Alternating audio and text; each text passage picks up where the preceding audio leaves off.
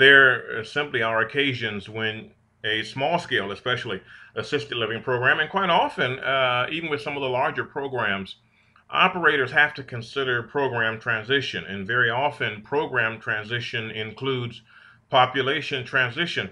Maybe a program has been in place for a number of years and it has served people with a degree of mental illness or developmental diagnoses, and now the operators, or it's been sold, and a new group of operators want to focus more on a medically fragile population, primarily among the elderly. Maybe they even want to intertwine a little bit of hospice care, depending upon what skill level they aspire to. Or maybe they want to develop a program that serves the catastrophically injured, whether due to home accident or catastrophic automobile collision.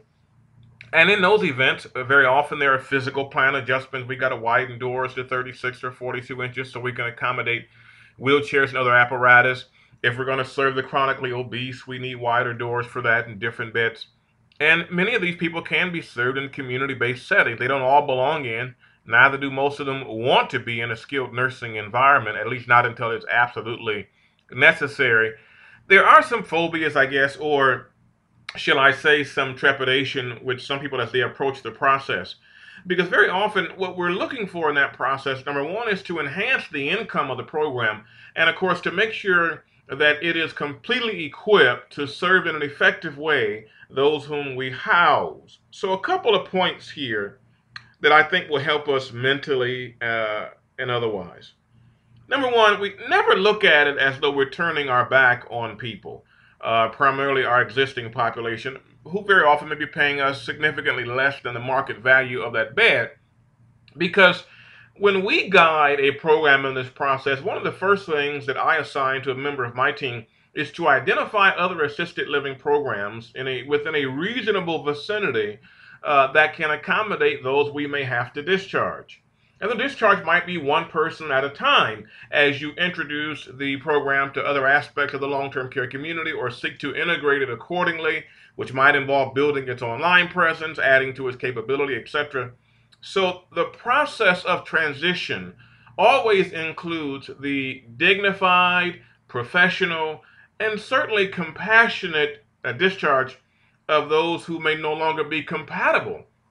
Because what's happening now is, as a result of changing how the program operates, existing residents may simply no longer be compatible with that new direction.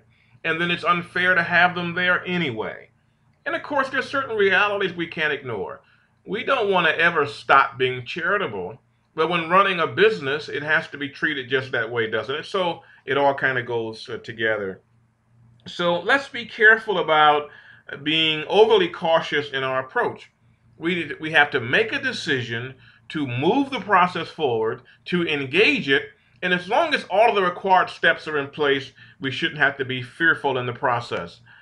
Direct Care Training and Resource Center, Inc., a nonprofit organization on the web at www.directcaretraining.com, provides technical insight in this arena, literally holding the hands of those involved in such a process. And I think you will agree very quickly after engaging our involvement from the day one of our dialogue that our goal is never